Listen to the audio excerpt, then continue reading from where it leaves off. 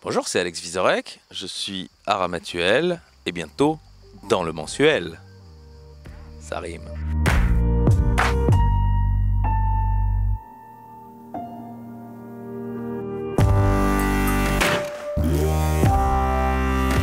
Ce soir, c'est le plateau des humoristes de France Inter et comme j'en fais partie, je me suis dit je vais venir prendre un petit peu les vibes de la scène. Je vais me réapprivoiser Ramatuelle parce que je suis venu il y a quelques années sur le plateau Jeunes Talents du Festival de Ramatuelle. Et donc ce soir plateau et je reviens le 4 août. Ils m'ont donné l'occasion de jouer l'entièreté de mon spectacle, ce que j'avoue était un peu un rêve, parce que je trouve qu'il y a une programmation de ouf dans ce festival. Donc je me suis dit, si un jour je suis programmé avec le spectacle, ce serait quand même très très très kiffant. Et c'est mon deuxième spectacle. J'étais un petit peu inquiet à l'idée de l'existence, parce que c'est comme le deuxième album, le deuxième roman. On se dit toujours qu'on a tout mis dans le premier, et je voulais continuer à jouer un spectacle, donc j'étais sûr qu'il était bon. Et puis j'ai écrit le deuxième, et il s'avère que les gens, pour la plupart, trouvent que même il est encore mieux. Je dis ça, c'est pas les gens qui me l'ont dit, hein, moi j'ose pas. C'est deux enfants, donc je peux pas, mais... Et les Molières l'ont nommé meilleur spectacle comique cette année. Donc peut-être qu'il est pas mal. Venez vérifier. Oui, c'est vrai, j'aime lire Thomas Mann. Oui, j'aime les films de Bergman. Oui, j'aime la musique de Schumann.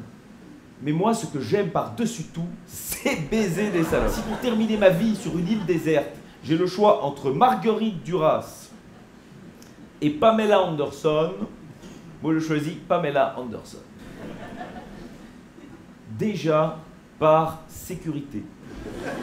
Comme mon spectacle sur l'art avait eu du succès, et je voyais que ça plaisait aux gens l'idée d'une thématique. Parce que quand on leur donne une thématique, ils se souviennent de ce que j'ai raconté. Les gens me parlaient du sketch sur le cinéma, Mort à Venise, me parlaient du joueur de cymbales. Et je me suis dit, il faut que je trouve une thématique où les gens se souviennent au moins de l'esprit. Et je me suis dit, mais quelle est la thématique la plus difficile pour écrire un spectacle d'humour ? Et je crois que j'ai trouvé, c'est la mort. Honnêtement, on rit beaucoup, plus même peut-être qu'au précédent, pendant 1h45 sur le sujet de la mort. Évidemment, je botte en touche parce que je parle beaucoup de la vie, évidemment, par obligation presque. Après, je parle de cul parce que, évidemment, la petite mort, c'est l'orgasme. Je parle de mes funérailles à moi, je peux pas en dire plus. De la mort dans l'art aussi, parce que ça fait un lien avec le précédent spectacle. Donc je monte des tableaux qui traitent du sujet et je m'en moque un petit peu. Et puis je parle de la mort en philosophie et aussi que faire du corps, c'est toujours rigolo. Tout ce qu'on peut faire avec ses cendres, il y a des trucs fous. Et donc tu vois tout ça, c'est des trucs quand même assez drôles autour d'un sujet qui pourrait paraître extrêmement triste. Mais justement en fait, qui n'a pas fait une bonne blague à un enterrement et s'est rendu compte qu'en fait on avait très envie de rire aussi parce que c'est une façon de mettre à distance cette angoisse de la mort. Monet qui peint l'entrée de Giverny sous la neige. On sent déjà une vraie volonté de vider le tube de blanc. Quand je choisis un sujet, j'aime bien le comprendre moi-même, le travailler moi-même, comme effectivement si je devais faire un exposé à l'école. Et donc ça me permet de me perdre sur Google, d'acheter des livres et de me dire mais en fait ça c'est marrant. Ça, parce que sur la mort dans l'art par exemple, tu as des livres entiers. Donc je choisis les tableaux et je me dis ok ça c'est marrant, ça il n'y a rien à en faire.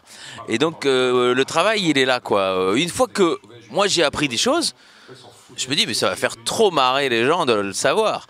Après, il faut rendre des trucs drôles, parce que quand je parle du rapport d'Heidegger à la mort, sur le principe, ça n'est pas hilarant.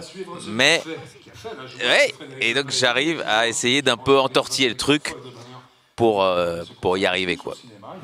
Vous allez voir pendant le spectacle, moi j'aime comme ça poser des grandes questions, mais parfois je me fiche de la réponse. C'est ma part de féminité.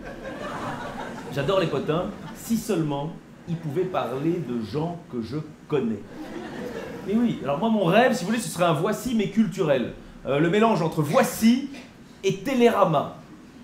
ramassis. La toute première que j'ai jouée, moi-même, je me suis dit où ça va rire, pourquoi et comment et à quel niveau. Parce que parfois, t'as un rire fort et tu te dis putain, pourquoi ils trouvent ça si drôle.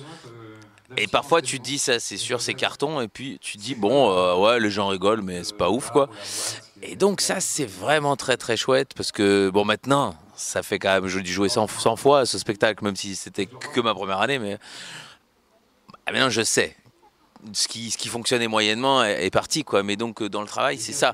Mes décalages, si je suis seul à les percevoir, c'est un échec. En revanche, la force d'un décalage, c'est quand on se rend compte qu'en fait, tout le monde est OK de penser comme ça. Dans mon premier spectacle, j'avais tout un sketch sur le joueur de cymbales. Et en fait, tout le monde venait me dire, putain, on s'est toujours demandé, ce pauvre type, pourquoi, quelle était sa vie. Et donc j'avais un sketch où j'expliquais la vie d'un joueur de cymbales. Je sais pas si elle est vraie, mais... La grande question, c'est des cymbalistes, est-ce qu'il y en a des meilleurs que d'autres?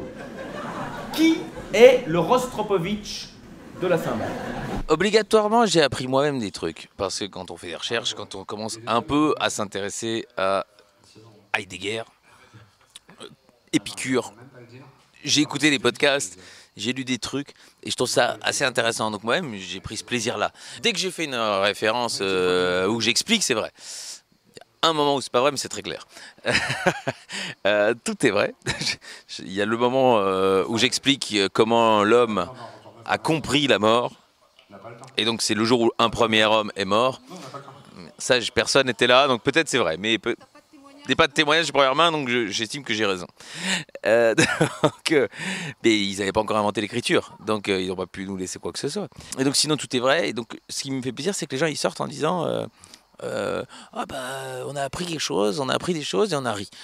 Alors que bon, en vrai, moi, si juste ils avaient ri, j'aurais estimé que j'avais fait mon travail et ça suffisait amplement. Mais si en plus ils apprennent des choses, mais c'est normal parce que moi-même j'en ai appris en travaillant le sujet. Donc oui. Parmi les tableaux, peu de gens connaissent tous les tableaux que je montre, quoi.